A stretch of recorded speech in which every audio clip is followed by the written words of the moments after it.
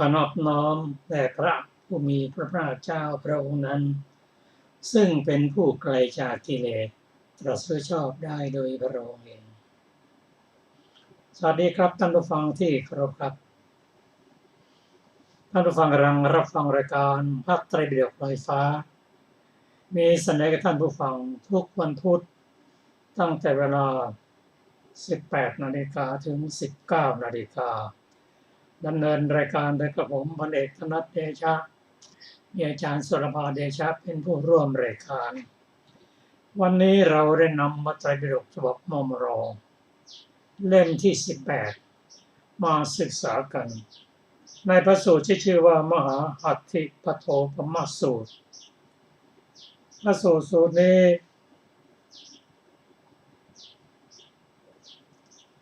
ท่านพระสารีบุตรได้แสดงให้แก่ภิกษุในสมัยหนึ่งสมัยนั้นพระพุทธเจ้าประทับอยู่ที่พระเชตวันมหาวิหารท่านพระสารีบุตรได้เรียกภิกษุทั้งหลายว่า ดูก่อนภิกษุทั้งหลายบรรดารอยเท้าของสัตว์ทั้งหลายที่เดินอยู่บนแผ่นดินนี้ย่อมประชุมลงในรอยเท้าช้างชาวโลกกล่าวว่ารอยเท้าช้างเป็นรอยเท้าเลิศเพราะเป็นรอยเท้าใหญ่กุศลอารมณ์ทั้งหลายก็เช่นเดียวกันย่อมสงเคราะห์ลงอริยสัจสี่ธรรมคำสอนทั้งหมดย่อมสงเคราะห์ลงในอริยสัจสี่อริยสัจสี่เป็นไฉนคือทุกขอริยสัจทุกขสมุทัยอริยสัจทุกขนิโรธอริยสัจและทุกขนิโรธคามนีอริยสัจนั่นคือทุกข์สมุทัยนิโรธและมรรคทั้งหมดเป็นธรรมที่พระองค์แสดงตั้งแต่เป็นปุถุชนจนถึงเป็นพระอรหันต์เป็นธรรมที่แปรรอดในเบื้องต้นท่ามกลางและที่สุด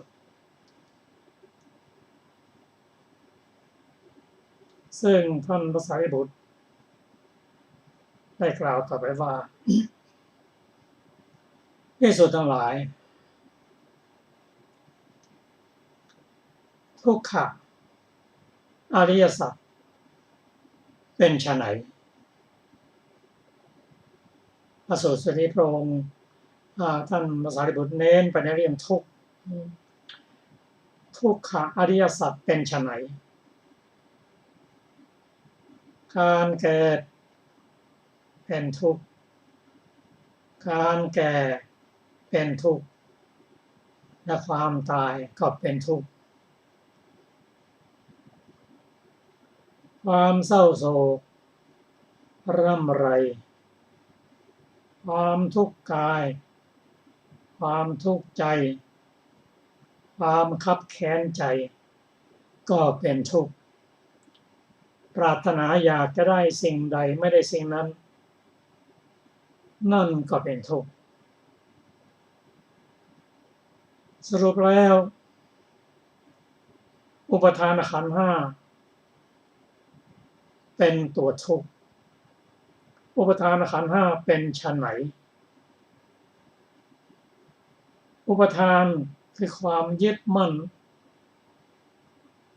ในรูปอุปทานคือความยึดมั่น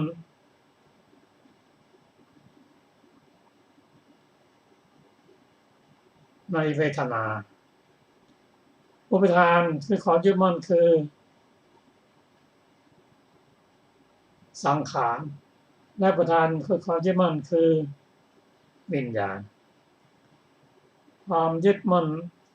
ในรูปเวทนาสัญญาสังขารและวิญญาณ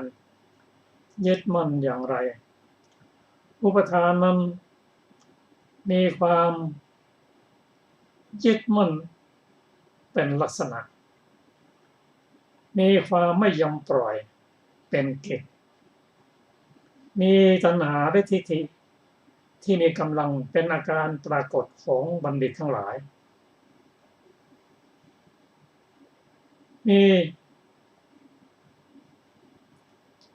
ตัณหาเป็นเหตุใกล้ตัณหานั้นเป็นตัวทำให้เกิดทุกข์เป็นลักษณะมีความยินดีพอใจในรูปรสกลิ่นเสียงในภพในภูมิเป็นเกตมีความไม่รู้จักอิ่ม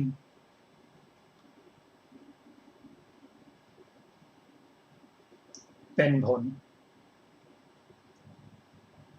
มีเวทนาเป็นเหตุใกล้ท่านพระสารีบุตร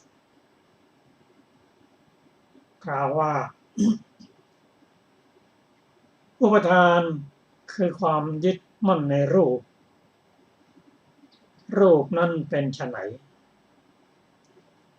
รูปนั้นประกอบด้วยธาตุดิน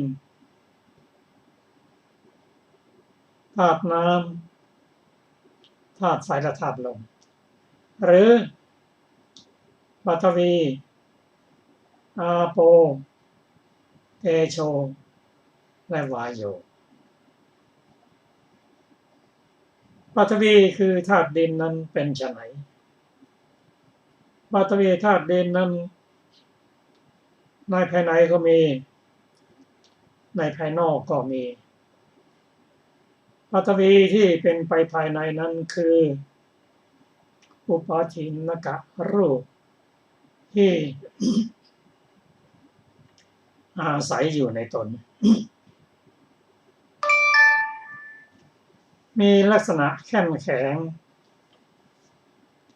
เป็นของหยาบได้แก่อะไรบ้างได้แก่ผมขนเล็บฟันหนังเนื้อเอ็นกระดูกเยื่อในกระดูกม้ามหัวใจตับพังผืดปอดไตไส้เล็กไส้ใหญ่อาหารใหม่อาหารเก่ารวมทั้งมันสมองด้วยอันนี้คือธาตุดิน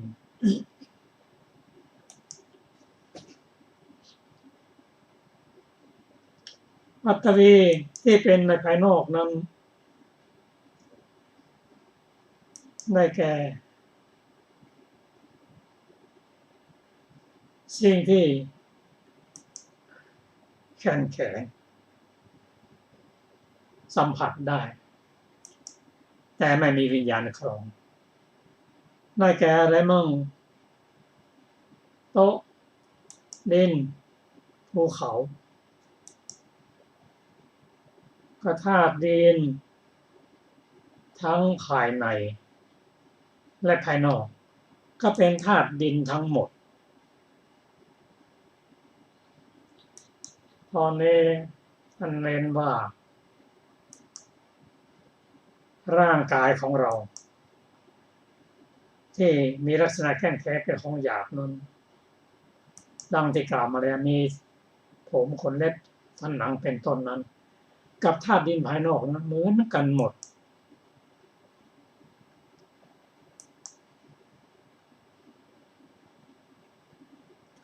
ธาตุดินภายในและภายนอกนั้นก็คือธาตุดินเช่นเดียวกัน ภิกษุบัณฑิตพึงพิจารณาเห็นว่าธาตุดินทั้งภายในภายนอกนั้นไม่ใช่ของเราเราไม่เป็นนั่นไม่ใช่ตัวตนของเรา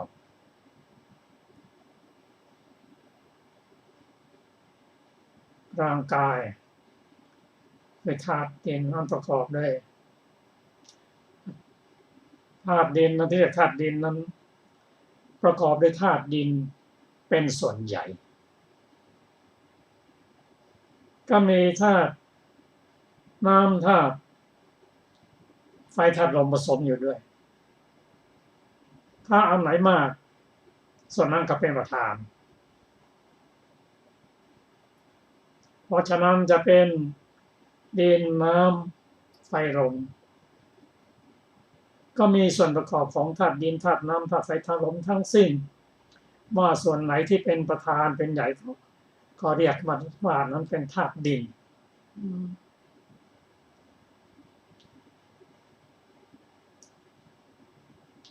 เมื่อบัณฑิต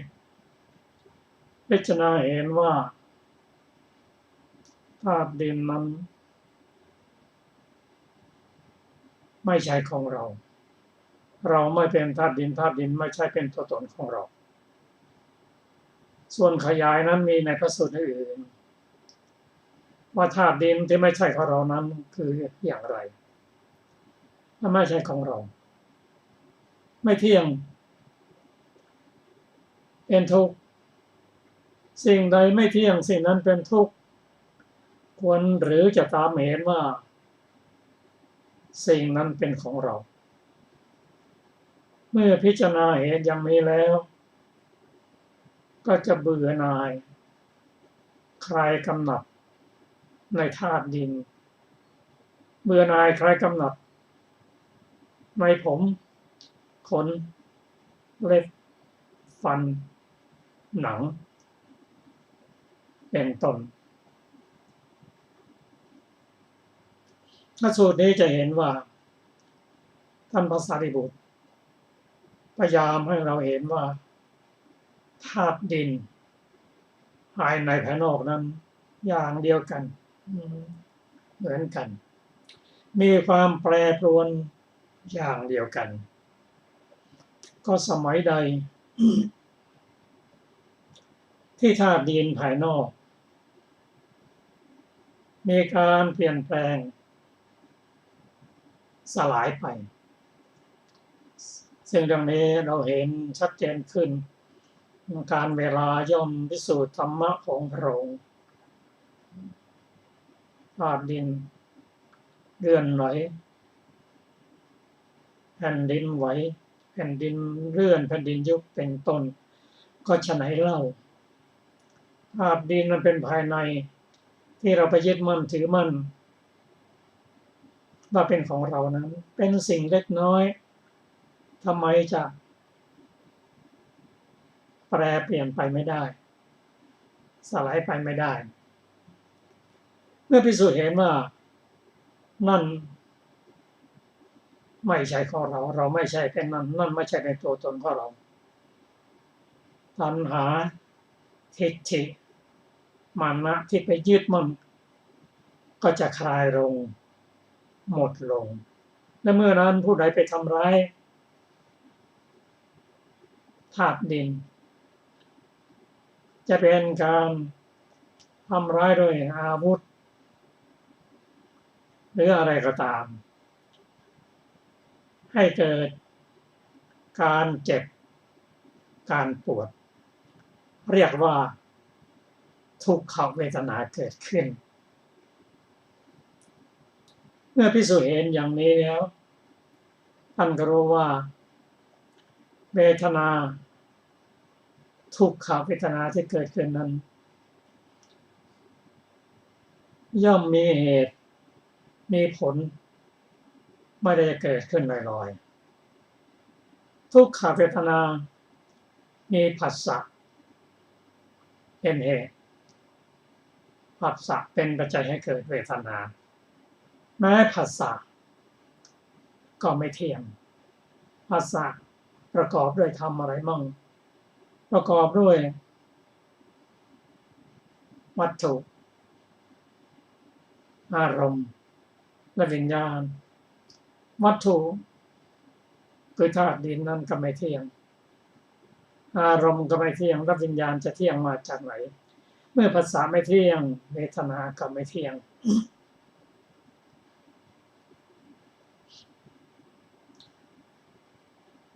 ท่านกล่าวว่าเวทนานั้นมีผัสสะเป็นปัจจัย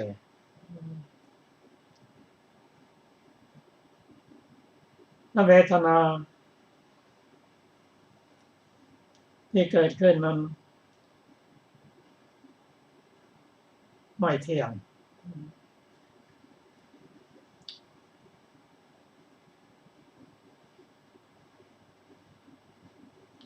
เมื่อใครมาทำร้ายแล้วก็ทำให้เกิดทุกขเวทนาแล้วถ้าเราเข้าใจตามพระธรรมคำสอนที่พระองค์ตรัสไว้ว่าผู้ใดที่ไปโกรธเคืองต่อผู้ทำร้ายแล้วถือว่าไม่ได้ปฏิบัติตามถ้าผู้ใด ไม่ทำร้ายตอบแล้วเห็นว่าทุกสิ่งทุกอย่างเกิดขึ้นด้วยเหตุปัจจัยซึ่งท่านผู้ใดได้ศึกษาปฏิจจสมุปบาทแล้วพระองค์เห็นว่าผู้ใดเห็นปฏิจจสมุปบาทผู้นั้นเห็นเราเท่านี้ก็ถือว่าเราได้ทำตามคำสอนของพระพุทธเจ้าแล้วในทำนองเดียวกันธาตุน้ำหรืออาโปที่เป็นภายในก็มีภายนอกก็มีอาโปที่เป็นภายในได้แก่ความเอิบอาบ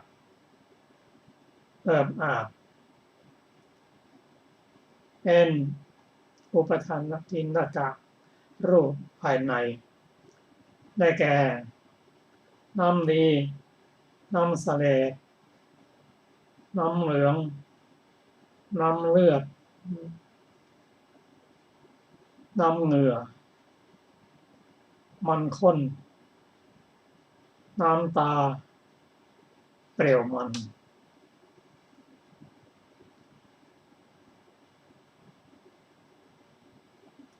และอีกสี่ก็คือ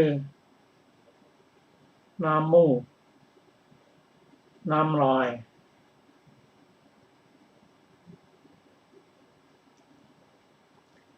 น้ำมันไขข้อและน้ำมูกอันนี้เป็นอาโปที่อยู่ภายใน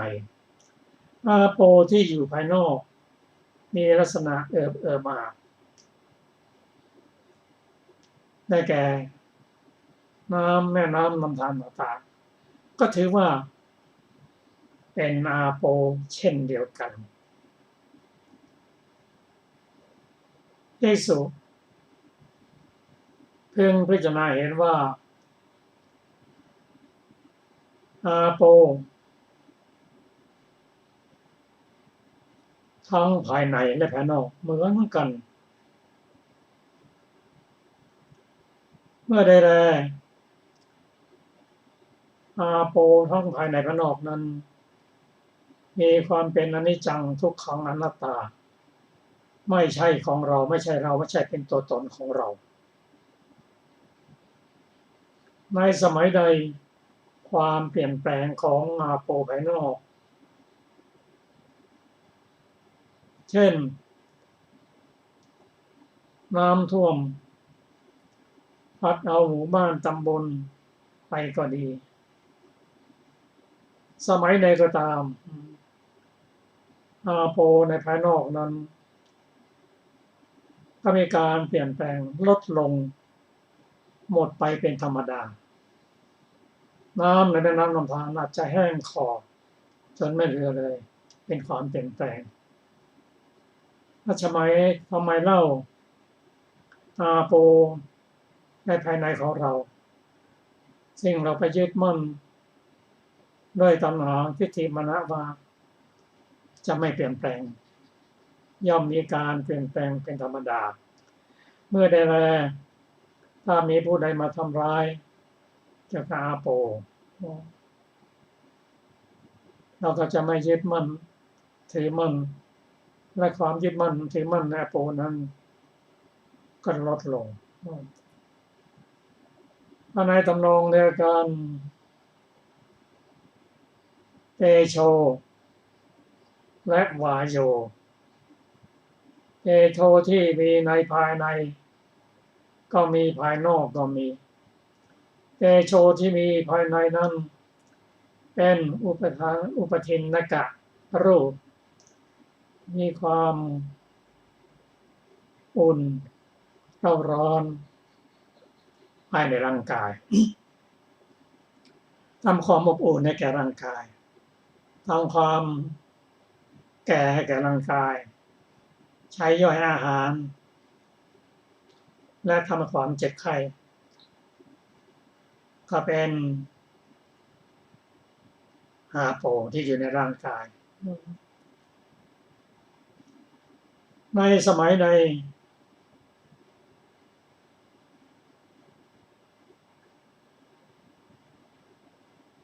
ในคิดว่าพูดถึงอาโปใช่ไหมไม่ใช่นะขออภัยนะจุกะอาโปมีการเปลี่ยนแปลงทั้งภายนอกและทั้งภายในทั้งเตโชและวาโยก็เช่นเดียวกันถ้าเราเห็นว่าธาตุทั้งสี่นั้นทั้งภายในภายนอกเหมือนกันมีการเปลี่ยนแปลงอย่างเดียวกันถ้าเราศึกษาแล้วความยึดมั่นถือมั่นด้วยตัณหาทิฏฐินั้นลดลงไปหากมีความทุกข์เกิดขึ้นก็เข้าใจว่าทุกสิ่งทุกอย่างเกิดขึ้นได้เหตุได้ปัจจัยเราจะไม่โต้ตอบหรือไปทำร้ายผู้อื่นเช่นนี้แล้วก็ถือว่าได้ศึกษาตามพระธรรมคำสอนของพระพุทธเจ้าแล้ว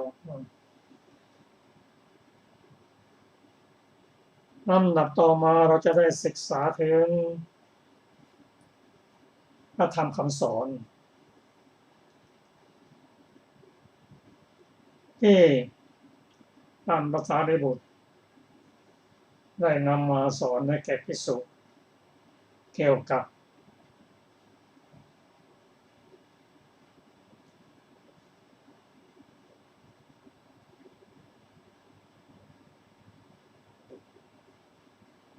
การสงเคราะห์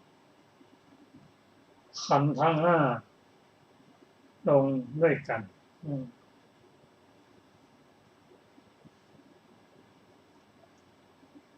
ในส่วนนี้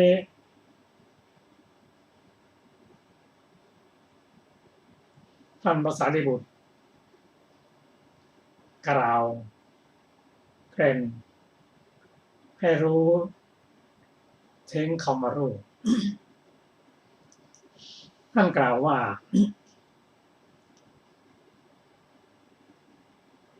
หลังคาก็ดีฝาไม้ก็ดีที่อาศัยแผ่นที่อาศัยอากาศอยู่นั้นเราเรียกว่าเรือนส่วนกระดูกที่หุ้มด้วยที่ประกอบด้วยเนื้อและหุ้มด้วยหนังนั้นคือรูปตอนนี้เป็นเพียงให้ระลึกได้ยังไม่เกี่ยวกับตาเห็นถ้าหลับตาเห็นว่าอันนี้เป็นรูปนะส่วนการที่จะเห็นนั้นผู้ที่เห็นนั้นไม่ใช่ตาแต่เป็นจักขุวิญญาณแต่การเห็นนั้นยังไม่ได้เกิดขึ้นง่าย การเห็นจะเกิดขึ้นนั้นต่อเมื่อประสาทตา ยังไม่ชำรุดและมีรูปมาปรากฏมีแสงสว่างแต่เมื่อนั้น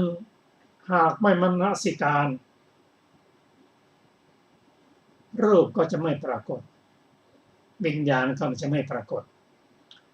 ต่อเมื่อใดตายังดีมีรูปชัดเจนมีแสงสว่างพอมีมนสิการปรารถนาที่จะเห็นแล้วจักขุวิญญาณก็เกิดขึ้นรูปที่เกิดขึ้นนั้นเป็นบัญญัติเกิดความยึดมั่นถือมั่นอุปทานในรูปเกิดขึ้นแล้วเมื่ออุปทานในรูปเกิดขึ้นแล้ว สัญญาจำได้หมายรู้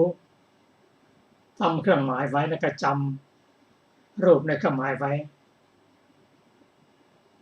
สัญญาที่เกี่ยวข้องกับอุปทานรูป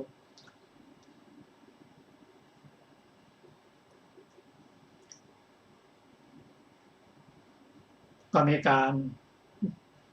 ยึดมันเกิดขึ้นเป็นสัญญาขันธ์เมื่อเกิดความยินดีพอใจในรูปนั้นหรือไม่พอใจในรูปนั้นเวทนาก็เกิดขึ้นเป็นเวทนาขันธ์การไปปรุงแต่งจากรูปที่เห็นนั้นที่ยึดมั่นนั้นเป็นสังขารขันธ์การปรุงแต่งสังขารนั้นเป็นวิญญาณเป็นปัจจัยให้เกิดวิญญาณซึ่งในส่วนนี้กล่าวว่าถ้าเข้าใจในปฏิจจสมุปบาทซึ่งพระองค์ตรัสว่าผู้ใดเห็นปฏิจจสมุปบาทผู้นั้นเห็นธรรมผู้ใดเห็นธรรมผู้นั้นเห็นปฏิจจสมุปบาทอันนี้ว่าด้วยขันธสังขารมีรูปเป็นส่วนแรกนั่นคืออุปทานในขันธ์เวทนาสัญญาสังขารและวิญญาณอันจะเกิดจากการได้ยินได้กลิ่นได้รสโผฏฐัพพะถ้าหูจมูกลิ้นกายและใจไม่ชำรุดมีอารมณ์ที่มาปรากฏคือเสียงกลิ่นรสโผฏฐัพพะและมีมนสิการกลับมาด้วยสิ่งเหล่านี้ก็จะเป็นปัจจัยให้เราได้เห็นรูปขันธ์เวทนาขันธ์สัญญาขันธ์และสังขารขันธ์วิญญาณขันธ์อันนี้เป็นข้อสรุปส่วนรายละเอียดนั้นท่านผู้ฟังสามารถที่จะศึกษารายละเอียดซึ่งมีความละเอียดในเล่มที่18หน้า516เป็นต้นต่อไปก็ท่านได้รับรายละเอียดเพิ่มเติมจากอรรถกถาของสูตรนี้ก็ขอแชร์อาจารย์สนวาค่ะสวัสดีค่ะท่านผู้ฟังทุกท่าน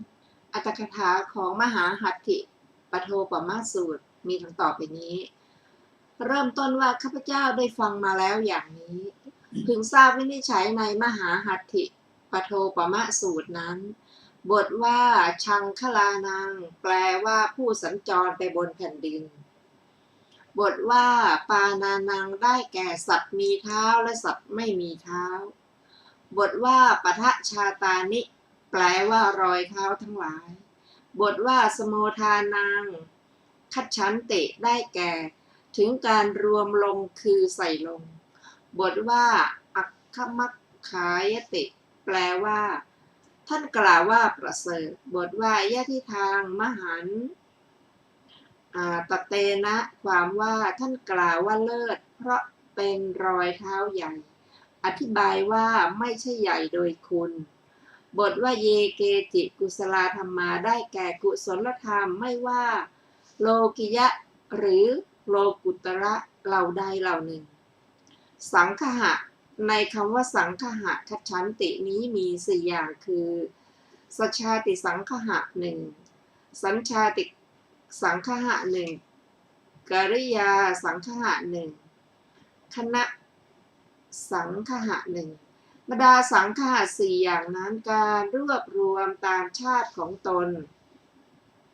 อย่างนี้ว่าขอกษัตริย์ทั้งปวงจงมาขอพราหมณ์ทั้งปวงจงมาดังนี้ชื่อว่าสัชชาติสังคหะการรวบรวมตามถิ่นแห่งคนชาติเดียวกันอย่างนี้ว่าคนชาวโกศลทั้งหมดชาวมคธทั้งหมดชื่อว่าสัญชาติสังคหะการรวบรวมโดยกิริยาอย่างว่าพลรถทั้งหมดพลถือธนูทั้งหมดชื่อว่ากิริยาสังคหะการรวบรวมอย่างนี้ว่าจักขายตนะรวมเข้าในขันธ์ไหนจักขายตนะรวมเข้าในรูปขันธ์จักขายตนะถึงการรวมเข้าในรูปขันธ์ไหนเมื่อถูกว่ากล่าวด้วยข้อนั้นจักขายตนะท่านก็รวมเข้าในรูปขันธ์ชื่อว่าคณะสังคหะแม้ในที่นี้ท่านก็ประสงค์คณะสังคหะนี้นี่แหละถามว่าก็ในการแก้ปัญหาว่าบรรดาอริยสัจสี่อย่างไหนเป็นกุศลอย่างไหนเป็นอกุศลอย่างไหนเป็นอัพยากฤิดังนี้พระมหาเถระจำแนกกุศลจิตแม้ที่เป็นไปในภูมิสี่ว่าเป็นสัจจะครึ่งหนึ่งเท่านั้นเพราะในพระบาลีว่าสมุทัยสัจจัดเป็นอกุศลมรรคสัจจะจัดเป็นกุศลนิโรธสัจจะจัดเป็นอัพยากฤิทุกขสัจจะบางคราวเป็นกุศลบางคราวเป็นอกุศลบางคราวเป็นอัพยากฤิไม่ใช่หรือเมื่อเป็นเช่นนี้เพราะเหตุไรพระมหาเถระจึงกล่าวว่ากุศลธรรมเหล่านี้รวมลงในอริยสัจสี่เล่าแก้ว่าเพราะกุศลธรรมเหล่านั้นรวมอยู่ในสัจจะทั้งหลายจริงอยู่สิกขาบท150สิกขาบท ที่ให้สำเร็จประโยชน์ย่อมเป็นอธิศีลสิกขาอย่างหนึ่งภิกษุแม้ศึกษาอธิศีลสิกขานั้นพระผู้มีพระภาคเจ้าทรงแสดงว่าชื่อว่าศึกษาสิกขาสามดังในพระบาลีนี้ว่าดูก่อนภิกษุทั้งหลายสิกขาบท150สิกขาบทที่สำเร็จประโยชน์นี้ย่อมสวดการทุกกึ่งเดือนที่เหล่ากุลบุตรผู้หวังประโยชน์ศึกษากันอยู่ดูก่อนภิกษุทั้งหลายสิกขาสามเหล่านี้คืออธิศีลสิกขาอธิจิตตสิกขาอธิปัญญาสิกขาเพราะสิกขาบท150สิกขาบทนั้นรวมอยู่ในสิกขาทั้งหลายเปรียบเหมือนรอยเท้าของสัตว์ทั้งหลายมีสุนัขจิ้งจอกกระต่ายและเนื้อเป็นต้น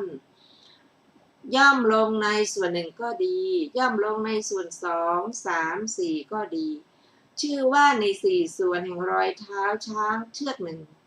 ย่อมรวมลงในรอยเท้าช้างทั้งนั้นไม่พ้นจากรอยเท้าช้างเพราะรวมอยู่ในรอยเท้าช้างนั้นเท่านั้นฉันใดธรรมทั้งหลายที่นับลงในสัจจะ1ก็ดี2ก็ดี3ก็ดี4ก็ดีก็ฉันนั้นเหมือนกันย่อมนับรวมในสัจจะ4ทั้งนั้นเพราะธรรมทั้งหลายรวมกันอยู่ในสัจจะทั้งหลายเพราะเหตุนั้นท่านจึงกล่าวถึงกุศลธรรมแม้ที่รวมเข้าในสัจจะครึ่งว่า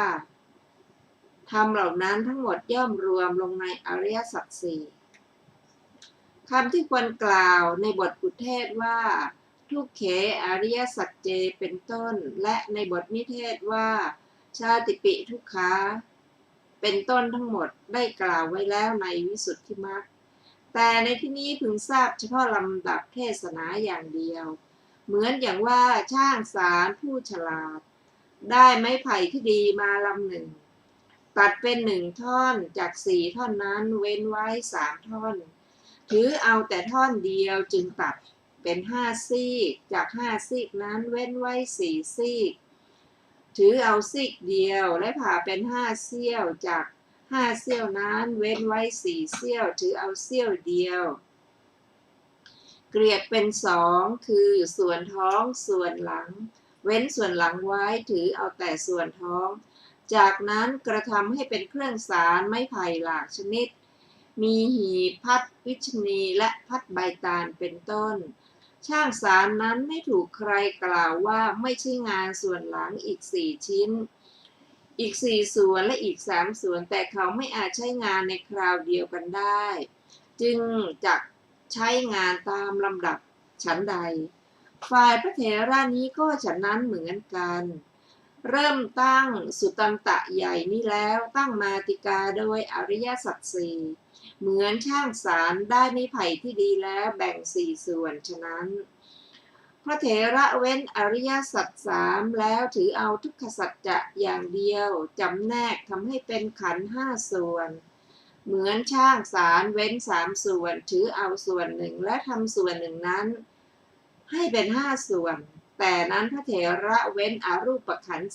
4แล้วจำแนกรูปขันธ์และทำมหาภูตรูป4ให้เป็น5 ส่วนคือมหาภูตรูป4และอุปทายรูป1เปรียบเหมือนช่างสารนั้นเว้น4 ส่วนถือเอาส่วนหนึ่งแล้วผ่าเป็น5 เสี้ยวฉะนั้นแต่นั้นเมื่อพระเถระเว้นอุปทายรูปและธาตุ3แล้วจำแนกปรวีธาตุอย่างเดียวแสดงเป็น2 ส่วนคืออัจฉติกรูปรูปภายในพาหิระรูปรูปภายนอกเปรียบเหมือนช่างสารนั้นเว้น4 ส่วนถือเอาส่วนหนึ่งแล้วผ่าเป็น2 ส่วนคือส่วนท้อง1ส่วนหลัง1เพื่อจะเว้นปฐวีธาตุภายนอกแล้วแสดงจำแนกปฐวีธาตุภายในโดยอาการ20พระเถระจึงกล่าวคำเป็นต้นว่ากัตมาจะอาวุโสอัจฉติกาปฐวีธาตุเปรียบเหมือนช่างสารเว้นส่วนหลังถือเอาส่วนท้องจึงกระทำให้เป็นเครื่องสารชนิดต่างๆฉะนั้นอันหนึ่งเปรียบเหมือนช่างสารใช้สารส่วนหลังอีก4 ชิ้น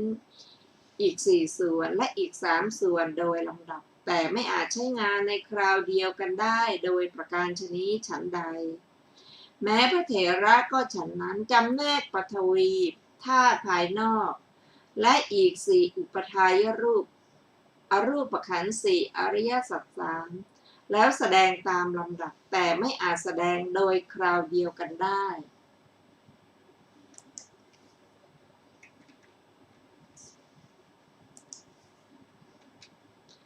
อีกอย่างหนึ่งพึงบรรยายลำดับแม้นี้ด้วยข้ออุปมาด้วยราชบุตรให้แจ่มแจ้งดังต่อไปนี้เล่ากันมาว่ามหาราชองค์หนึ่งมีพระราชโอรสมากกว่า1,000 องค์พระองค์ทรงเก็บเครื่องประดับของพระโอรสเหล่านั้นไว้ในหีบใหญ่4 หีบ4 ใบทรงมอบให้ไว้แก่เชษฐโอรสด้วยตรัสสั่งว่าลูกเอ๋ยเครื่องประดับนี้เป็นของพวกน้องของเจ้าเมื่อครามีมหรสพเจ้าจงใช้เครื่องประดับนี้เพราะฉะนั้นเมื่อน้องๆขอจึงค่อยให้เชษฐราชโอรสนั้นทูลรับว่าพระเจ้าข้าจึงเก็บไว้ในห้องเก็บราชสมบัติในวันมหรสพเช่นนั้นเหล่าพระราชโอรสพากันไปเฝ้าพระราชากราบทูลว่าข้าแต่เสด็จพ่อขอได้โปรดพระราชทานเครื่องประดับแก่พวกหม่อมฉันเถิดพวกหม่อมฉันจะเล่นนักสัตว์พระราชาตรัสว่าลูกเอ๋ยพ่อได้มอบเครื่องประดับไว้ในมือพี่ชายของพวกเจ้าแล้วพวกเจ้าจงนำเครื่องประดับนั้นไปประดับเถิด พระราชโอรสเหล่านั้นรับพระดำรัสแล้วพากันไปหาเชษฐโอรสนั้นแล้วทูลขอเครื่องประดับจากเชษฐโอรสเชษฐโอรสได้เข้าไปในห้องหมายจะนำหีบใหญ่สี่ใบออกเว้นไว้3 ใบเปิดใบหนึ่งนำหีบเล็ก5 ใบออกจากหีบใหญ่นั้นเว้นไว้4 ใบเปิดใบเดียวเมื่อนำพระอบ5 ใบออกจากหีบเล็กเว้นไว้4 ใบเปิดใบเดียววางฝาไว้ข้างหนึ่งแต่นั้นจึงนำเครื่องประดับมือเครื่องประดับเท้าต่างๆมอบให้เชษฐโอรสไม่ได้แบ่งให้จาก4 พระอบหีบเล็ก4 ใบหีบใหญ่4 ใบก่อนก็จริงถึงกระนั้นก็ให้ตามลำดับเพราะฉะนั้นจึงไม่อาจมอบให้คราวเดียวกันได้ในข้ออุปมานั้นพึงเห็นพระผู้มีพระภาคเจ้าเหมือนมหาราชสมจริงดังคำที่ท่านกล่าวไว้ว่าพระผู้มีพระภาคเจ้าผู้เป็นพระธรรมราชาอันยอดเยี่ยมตรัสว่าดูก่อนเสรพราหมณ์เราก็เป็นพระราชาพึงเห็นพระสารีบุตรเหมือนเชษฐโอรสสมจริงดังคำที่พระผู้มีพระภาคเจ้าตรัสไว้ว่าดูก่อนภิกษุทั้งหลายบุคคลเมื่อจะเรียกโดยชอบพึงเรียกภิกษุรูปนั้นได้ว่าสารีบุตรว่าบุตรโอรสเกิดแต่โอษฐ์เกิดแต่ธรรมอันธรรมนิรมิตธรรมทายาทแต่มิใช่อามิสทายาทของพระผู้มีพระภาคเจ้าบุคคลเมื่อเรียกโดยชอบพึงเรียกภิกษุนั่นแลว่าบุตรมิใช่เป็นอามิสทายาทของพระผู้มีพระภาคเจ้าพึงเห็นภิกษุสงฆ์เหมือนราชโอรสมากกว่า 1,000 องค์สมจริงดังคำที่พระผู้มีพระภาคเจ้าตรัสไว้ว่าภิกษุมากกว่า 1,000 รูปเข้าไปเฝ้าพระสุคตผู้แสดงธรรมปราศจากทุลีผู้ไม่มีตัณหาชื่อว่าวานะผู้ไม่มีภัยแต่ที่ไหนเวลาที่พระผู้มีพระภาคเจ้าทรงประกาศสัจจะสี่วางไว้ในมือของพระธรรมเสนาบดีเปรียบเหมือนเวลาที่พระราชาทรงเก็บเครื่องประดับของพระราชโอรสเหล่านั้นไว้ในหีบใหญ่4 ใบและวางไว้ในมือของเชษฐโอรสฉะนั้นด้วยเหตุนั้นแลพระผู้มีพระภาคเจ้าจึงตรัสว่าภิกษุทั้งหลายสารีบุตรสมควรบอกบัญญัติแต่งตั้งเปิดเผยจำแนกทำให้ตื่นซึ่งอริยสัจสี่โดยพิจารณาเวลาที่ภิกษุสงฆ์มาในสมัยจวนเข้าพรรษาแล้วอาราธนาให้แสดงธรรมเปรียบเหมือนเวลาที่พระราชโอรสเหล่านั้นเข้าไปเฝ้าพระราชาทูลขอเครื่องประดับในวันมหรสพเช่นนั้นได้ยินว่าในวันจวนเข้าพรรษาพระผู้มีพระภาคเจ้าทรงแสดงพระสูตรนี้เวลาที่พระสัมมาสัมพุทธเจ้าทรงส่งภิกษุทั้งหลายไปยังสำนักของพระธรรมเสนาบดีด้วยพระดำรัสอย่างนี้ว่าภิกษุทั้งหลาย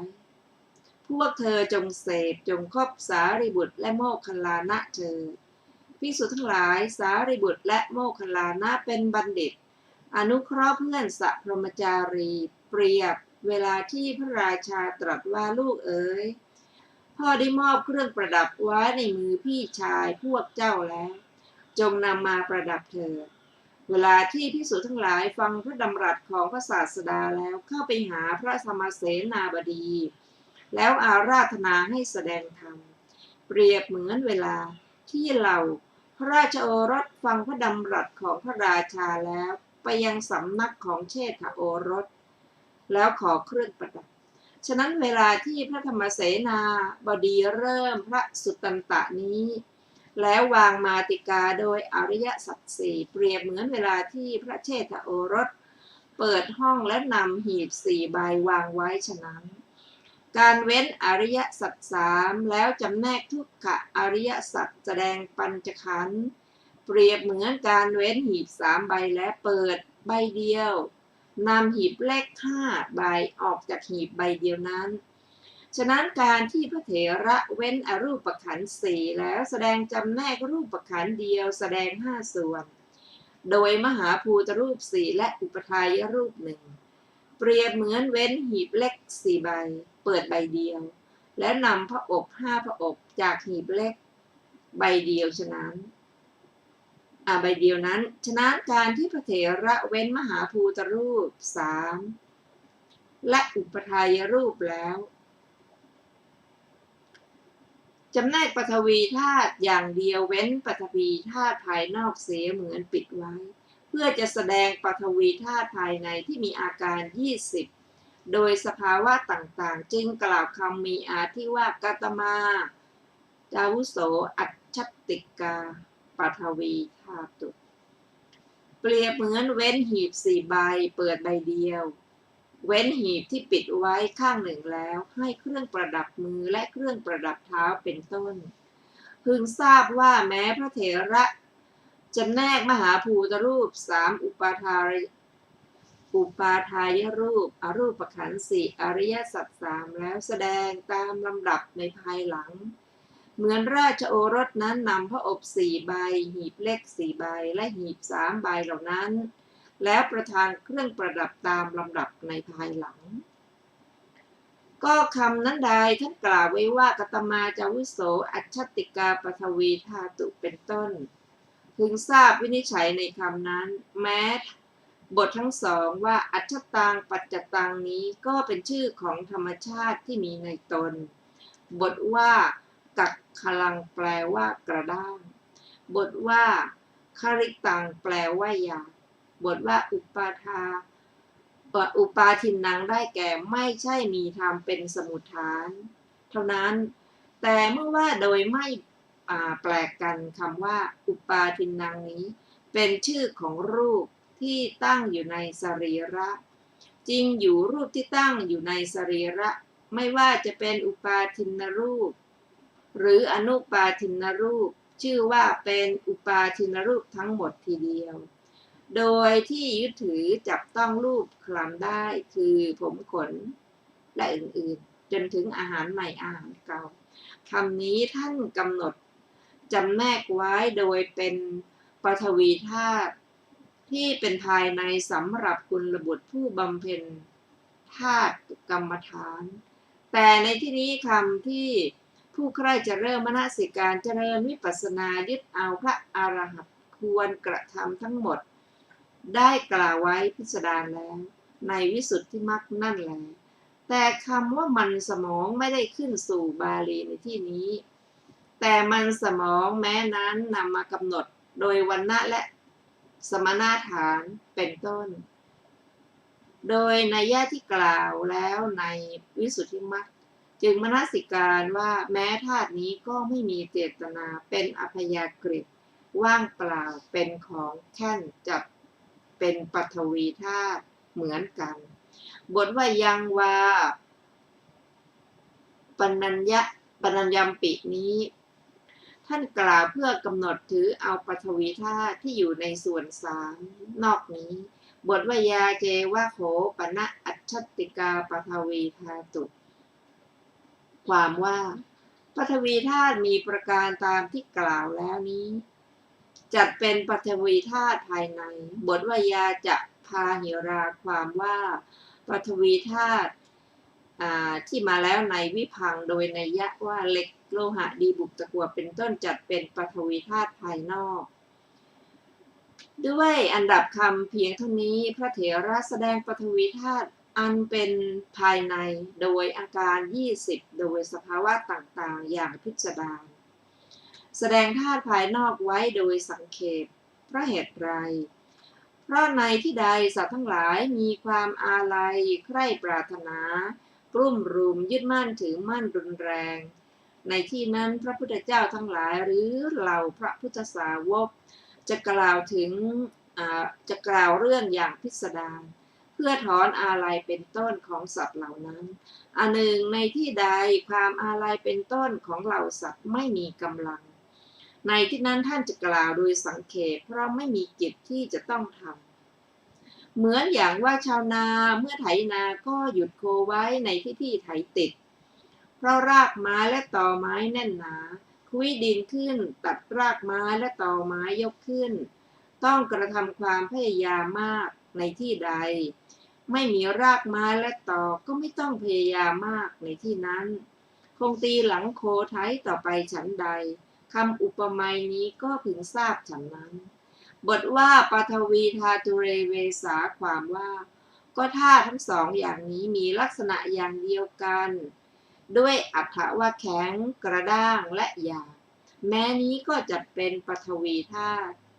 ท่านแสดงประกอบไว้ภายในและภายนอกก็เพราะเหตุที่ปฐวีธาตุภายนอกปรากฏว่าไม่มีเจตนาปฐวีธาตุภายในหาปรากฏเช่นนั้นไม่เพราะฉะนั้นพระโยคาวาจรกำหนดว่าปฐวีธาตุภายในนั้นเป็นเช่นเดียวกันกับปฐวีธาตุภายนอกไม่มีเจตนาเหมือนกันจึงกำหนดได้สะดวกเปรียบเหมือนอะไรเปรียบเหมือนโคที่ไม่ได้ฝึกเทียมกับโคที่ฝึกแล้วย่อมตะเกียกตะกายดิ้นรน 2-3 วันเท่านั้นเมื่อเป็นเช่นนี้ไม่นานนักก็ฝึกหัดได้ฉันใดพระโยคาวจรกำหนดว่าแม้ปฐวีธาตุภายในก็เช่นเดียวกันกับปฐวีธาตุภายนอกปฐวีธาตุก็ปรากฏขออภัยปฐวีธาตุก็จะปรากฏไม่มีเจตนาได้ใน 2-3 วันเท่านั้นเมื่อเป็นเช่นนี้ไม่นานนักปฐวีธาตุภายในนั้นก็ปรากฏว่าไม่มีเจตนาฉะนั้นบทว่าตังเนตังมะมะความว่าถ้าทั้งสองอันบัณฑิตพึงเห็นด้วยปัญญาอันถูกต้องตามความเป็นจริงอย่างนี้ว่านั่นไม่ใช่ของเราเราไม่ใช่เป็นนั่นไม่ใช่อัตตาของเราบทว่ายถาภูตังแปลว่าตามสภาพเป็นจริงอธิบายว่าจริงอยู่ธาตุทั้งสองนั้นมีสภาวะไม่เที่ยงเป็นต้นเพราะฉะนั้นพึงเห็นอย่างนี้ว่าอนิจจังทุกขังอนัตตาบทว่าโหติโขโสอาวุโสความว่าเพราะเหตุไรท่านจึงปรารภไว้เพราะเพื่อจะแสดงความพินาศแห่งปฐวีธาตุภายนอกด้วยอำนาจอาโปธาตุภายนอกแล้วแสดงความพินาศในแห่งปฐพีธาตุที่ตั้งอยู่ในร่างกายซึ่งเป็นอุปาทินรูปพิเศษกว่านั้นบทว่าปกุปติความว่ากำเริบเสบสารด้วยอำนาจความย่อยยับด้วยน้ำบทว่าอันตรหิตาตัสมิงสมัยเยพาหิราปฐวีธาตุเหงโหติความว่าสมัยนั้นปฐวีธาตุละลายด้วยน้ำด่างในแสนโกฏจักรวาลไหลตามน้ำไปตั้งแต่ภูเขาเป็นต้นทั้งหมดก็อันตรธานไปละลายเป็นน้ำอย่างเดียวบทว่าตาวะมหันลิกายะแปลว่าใหญ่เพียงนั้นที่ชื่อว่าใหญ่เพราะมีความหนาอย่างนี้คือแผ่นดินใหญ่นี้ว่าโดยส่วนหนา